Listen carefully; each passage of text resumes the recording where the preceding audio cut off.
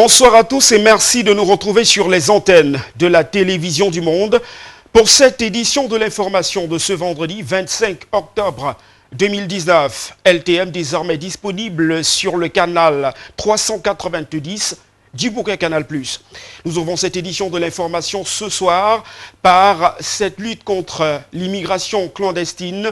Une embarcation de fortune avec à bord 320 personnes a été interceptée par la Marine nationale à Douala. Le bateau de fortune parti du Nigeria mettait le cap sur le Gabon avec à bord des ressortissants de l'ouest de l'Afrique qui disent fuir la misère galopante de leur pays en quête de l'Eldorado. Les précisions de Jean-Germain Yada et de Patrice Foucault.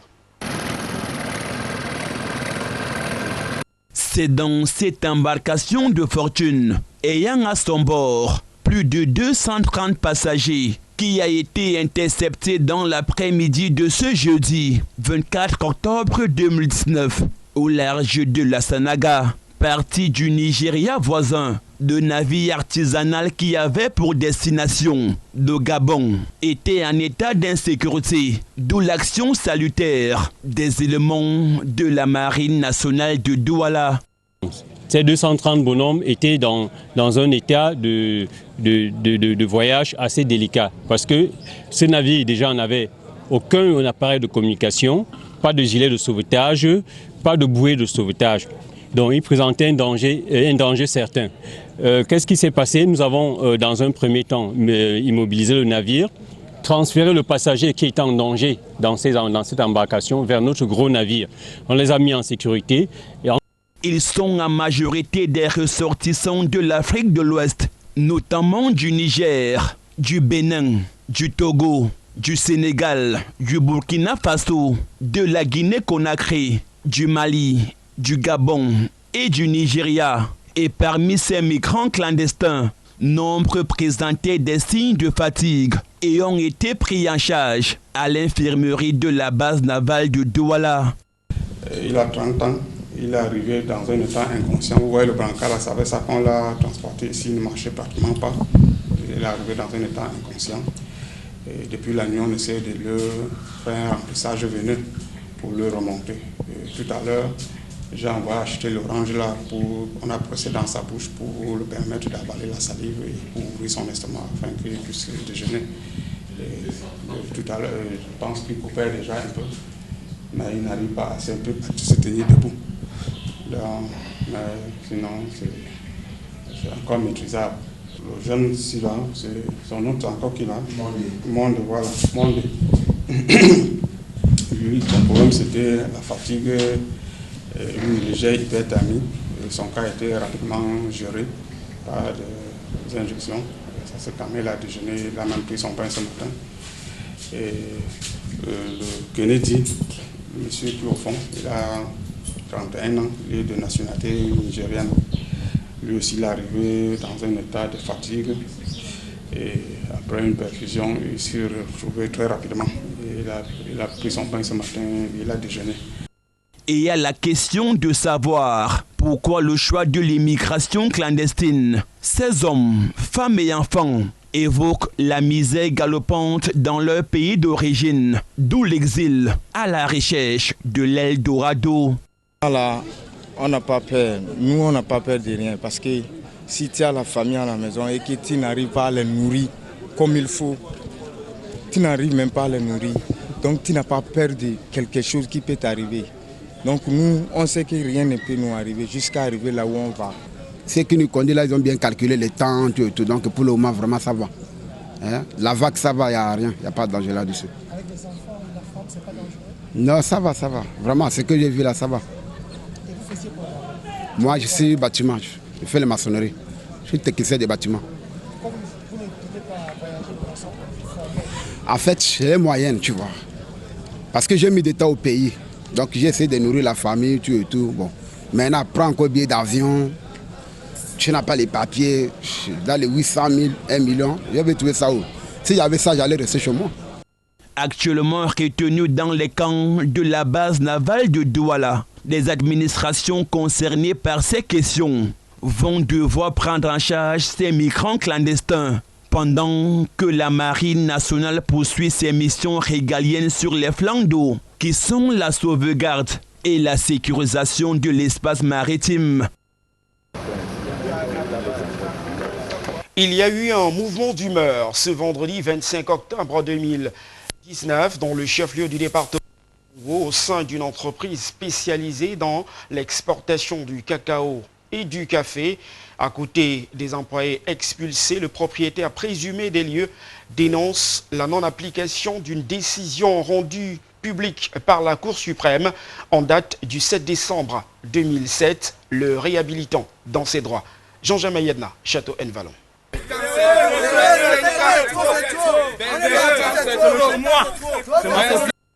Grogne ce vendredi 25 octobre 2019 à la société Delta Industrie Internationale de Nkonsamba, dans le chef-lieu du département du Mungo.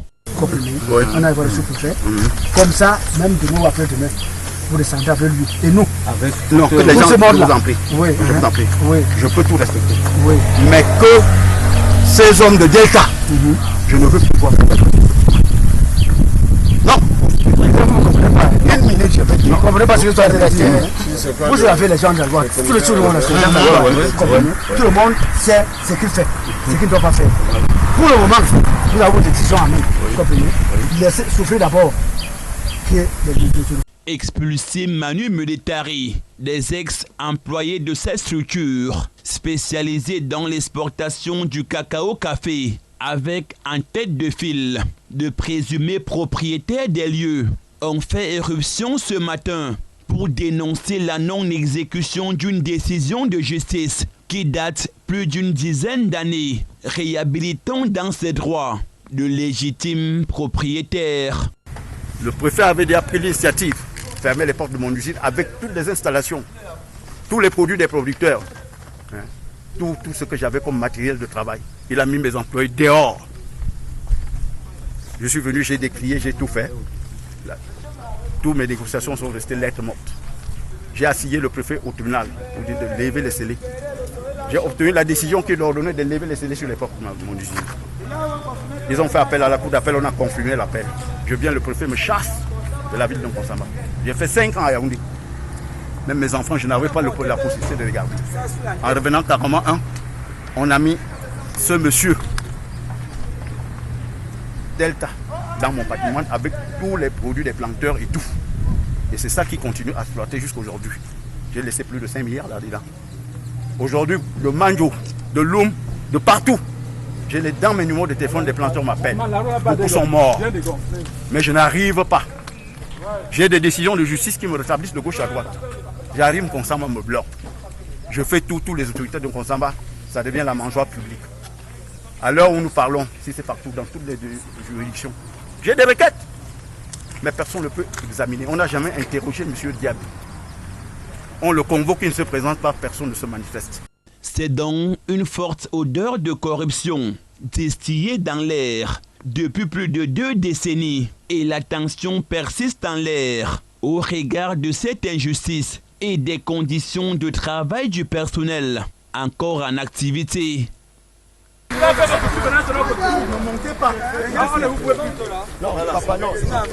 À l'ouest du Cameroun, ce sont des produits champêtres qui ont été engloutis par les eaux dans l'arrondissement de Galim, c'est dans le département des Bamboutos.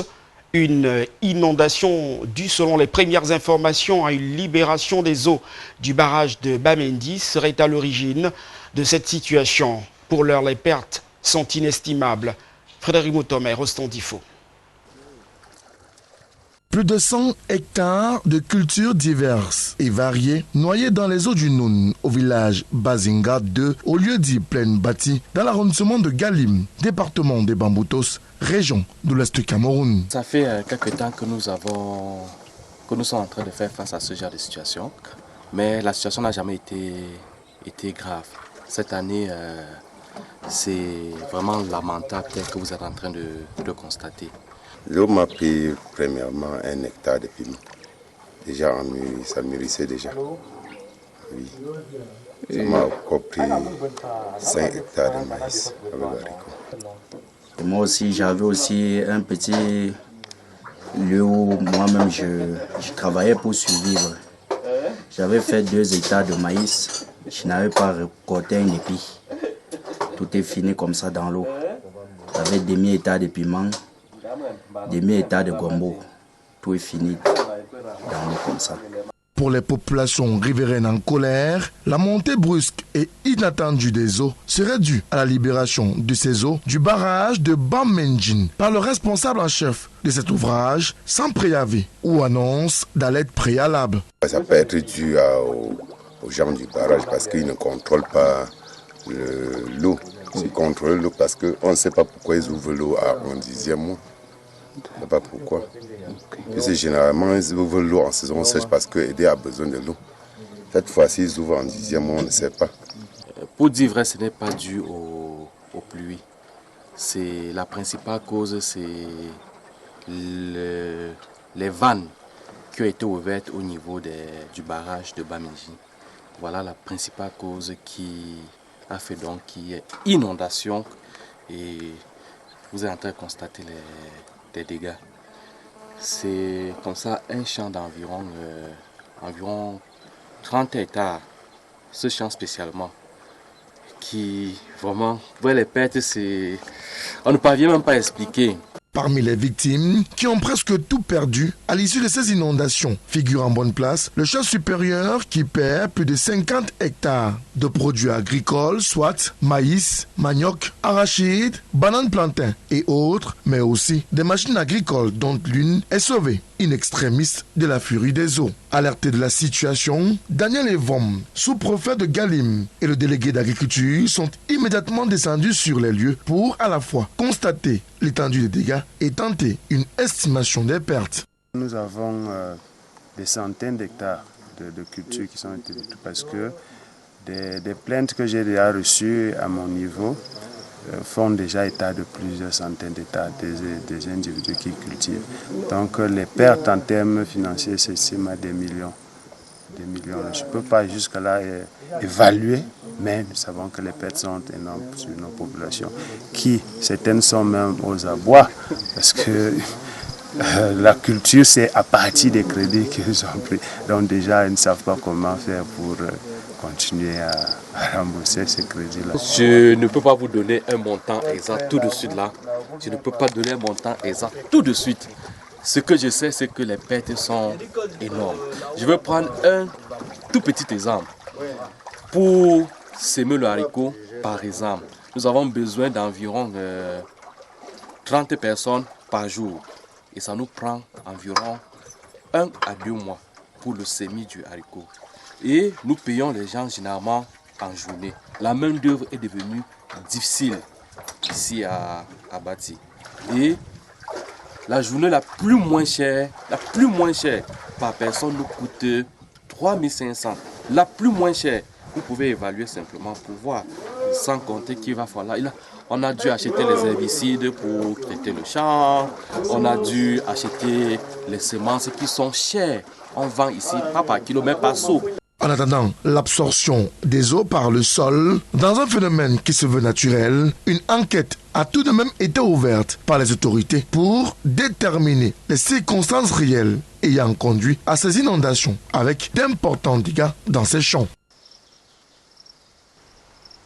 Un nom à retenir ce soir dans cette édition de l'information, Marie-Reine Tchegem Chono. Il s'agit de l'unique rescapé des quintuples de l'hôpital régional de Bafoussam, autorisé à regagner le domicile familial. Ce rescapé a d'ailleurs eu droit à une cérémonie de revoir hautement émouvant. Évocation avec vous, Frédéric Moutomé et Herbert Kouamou. Elle représente aujourd'hui l'espoir de toute une famille. La petite Tchegem Chono Marie-Reine, la miraculée et la survivante des quintuplés du 10 août 2019 dernier à l'hôpital régional de Bafoussam regagne son domicile familial. En quittant cette formation sanitaire où elle a séjourné pendant près de 2 mois et demi, Bébé Reine et sa famille ont eu droit à une cérémonie de revoir digne de ce nom.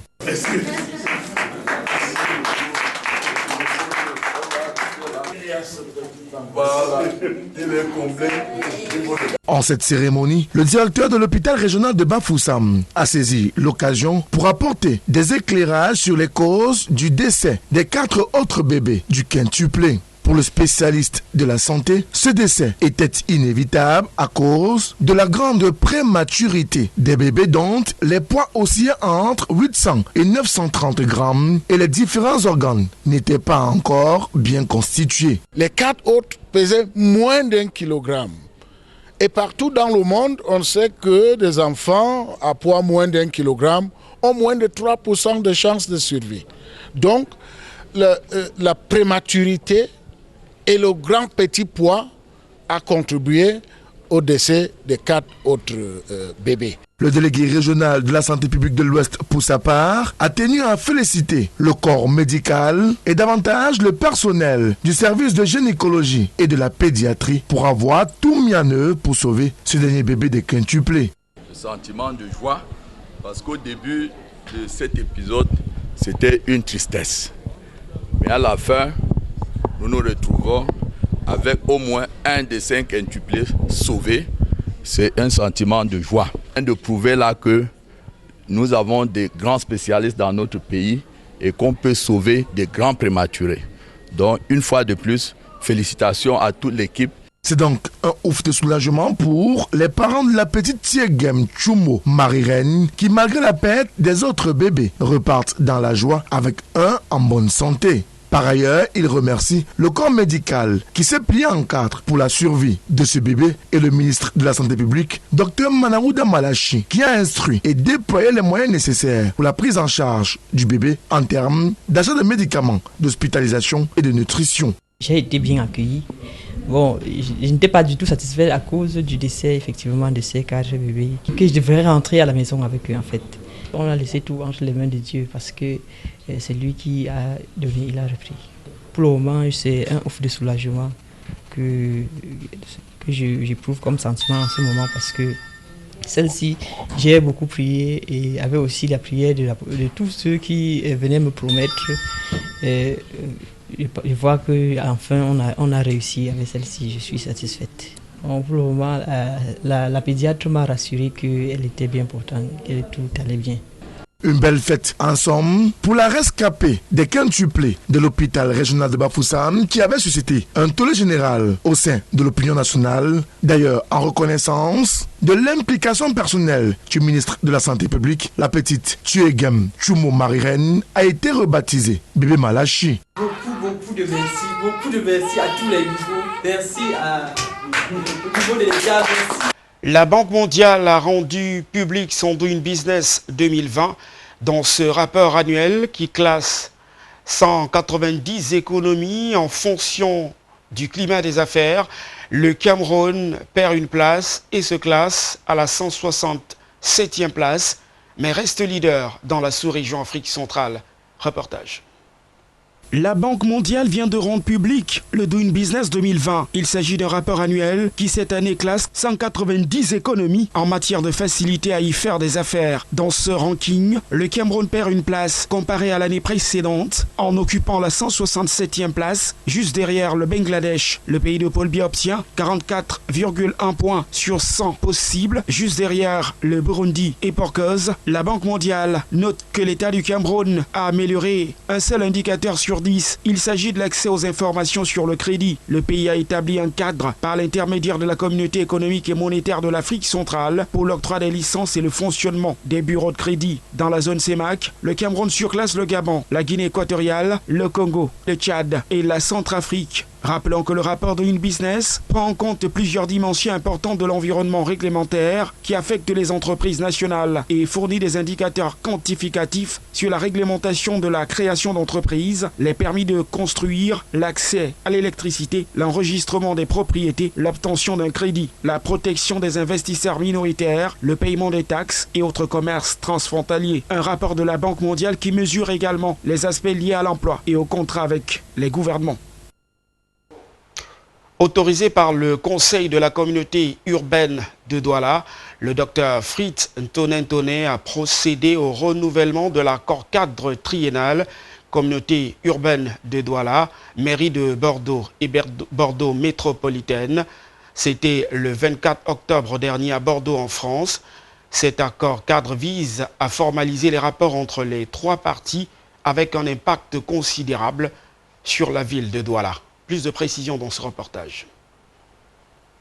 En séjour de travail depuis 6 jours dans la ville de Bordeaux, en France, le délégué du gouvernement auprès de la communauté urbaine de Douala, le docteur Fritz Ntonet, a procédé le 24 octobre 2019 au renouvellement de l'accord cadre triennal de coopération ayant permis de formaliser depuis le 5 octobre 2016 les relations entre la communauté urbaine de Douala, Bordeaux Métropole et la mairie de Bordeaux. Ce partenariat multisectoriel intègre les domaines si variés comme la santé, l'aménagement du territoire, la mobilité, l'assainissement, l'art, la culture. Et après 3 ans d'activité, l'évaluation fut positive des deux côtés. C'est pour cela que le conseil de la communauté urbaine de Douala a voté donc la délibération autorisant le délégué du gouvernement a signé donc ce renouvellement. Il en a été de même des organes délibérants de Bordeaux Métropole et de la mairie de Bordeaux. C'est dans fort des actions réalisées au sein de cet accord dans les services publics urbains, le renforcement des liens économiques, universitaires, culturels et sociaux que les trois parties ont de commun accord conclu au renouvellement de cet accord arrivé à échéance au cours de ce mois d'octobre 2019. Ce partenariat, moi je l'inscris sous le signe de la longévité et de la durée surtout parce que je suis très heureux de constater qu'après 3 années de partenariat, de protocole d'accord, énormément de choses ont été faites dans le domaine de la culture, de la santé, de l'action économique, des échanges de partenariats aussi entre les villes elles-mêmes, des échanges de personnes. Je trouve que c'est une espèce de jumelage, on pourrait dire ça, quand ce sont des villes, mais fonctionnent très bien au bout de 3 ans. Donc je suis très heureux d'accueillir M. le délégué du gouvernement pour confirmer notre accord de repartir pour 3 ans de plus en le développant, en accélérant si c'est possible encore, mais en constatant que nous avons déjà très bien travaillé ensemble. Et je souhaite vraiment que ce partenariat perdure au-delà même des 3 ans de plus que nous nous octroyons maintenant. Concrètement, il s'agissait à travers cet accord cadre de créer des synergies et passerelles de tout ordre afin que les deux territoires partagent leurs expériences, savoir-faire et richesses. Pour la ville de Douala qui claironne son émergence à l'horizon 2025, doté d'une boussole, le plan d'urbanisme et d'occupation du sol, l'accord ainsi renouvelé à Bordeaux permettra à la capitale économique du Cameroun, s'inspirant du modèle bordelais, de poursuivre sa planification territoriale stratégique tout en facilitant l'accès aux services essentiels aux populations, mais aussi de créer des conditions qui garantissent des emplois de qualité sans effet nocif pour l'environnement et que dire du développement du partenariat multi-acteurs désormais indispensable dans un contexte d'accélération effective de la décentralisation. Bordeaux et l'Afrique, et puis on a la chance à Bordeaux d'avoir une diaspora camerounaise assez importante. Donc il faut se reposer là-dessus, et on a des entreprises qui sont, j'allais dire, tournées vers l'avenir, et vous avez des entreprises tournées vers l'avenir aussi, et vers l'étranger.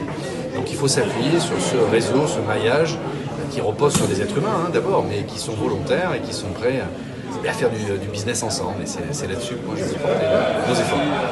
Dans un échange de bons procédés, le délégué du gouvernement auprès de la communauté urbaine de Douala, le docteur Fritz Ntonet, autorisé par le Conseil, a procédé au renouvellement de cet accord cadre triennal pour les 3 prochaines années, a reçu de ses hôtes un symbole de la ville de Bordeaux, ville du vin par excellence. Il s'agit d'un grand cru.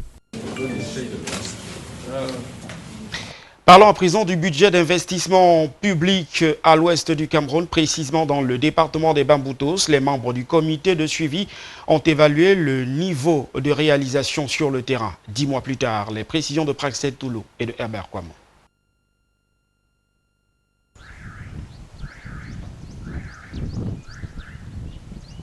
À quelques semaines de la fin de l'année budgétaire en cours, le taux de réalisation physique des projets budget d'investissement public dans le département des Hauts-Plateaux affiche au compteur 50%. Un taux jugé acceptable par les membres du comité compte tenu des pesanteurs que rencontrent les projets BIP dans le département, notamment les projets routiers. Je pense que globalement, l'exécution rendue à ce jour est satisfaisante parce que pour le premier point, tous les marchés qui devaient être passés sont passés en commission de passation et toutes les lettres commandes sont signées. Et presque plus de 95% des crédits ont été engagés en provisionnel, ce qui augure des lendemains meilleurs par rapport au taux d'exécution qui aujourd'hui se situe autour de 50%. Toutefois, ce résultat n'est pas alarmant car tous les marchés ont été passés, rassurent les membres du comité qui invitent à plus de responsabilité et de conscience tous les acteurs intervenant dans la chaîne d'exécution, de suivi et de contrôle des projets budget d'investissement public pour une amélioration considérable de ce taux en fin décembre 2019. On rappelle, pour l'année budgétaire 2019, le département des Hauts-Plateaux a bénéficié de 67 projets en délégation automatique et délégation ponctuelle pour une dotation de 1 324 640 000 francs CFA.